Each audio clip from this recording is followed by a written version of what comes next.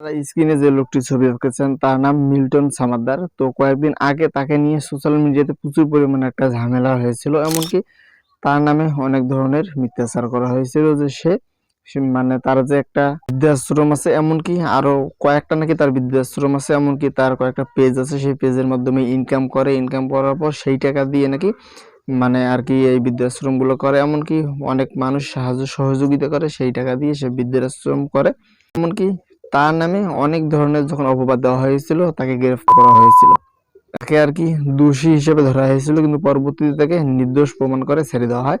তো এখন দেখেন সে মানে বাইরে আসার পর সে কিন্তু আগে যে কাজগুলো করতো সেগুলো সোশ্যাল মিডিয়াতে শেয়ার করতো, কিন্তু এখন আরো প্রচুর পরিমাণে শেয়ার করতেছে।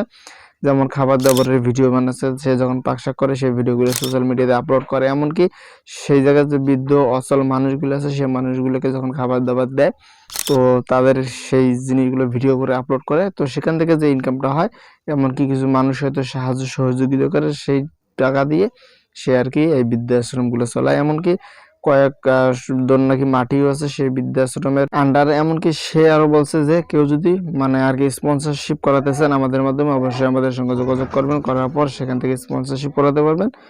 তো বিষয়গুলো দেখে খুব ভালো লাগতেছে। যদি আপনাদের ভালো লাগে অবশ্যই শেয়ার করে সবাইকে দেখার সুযোগ করে দেবেন।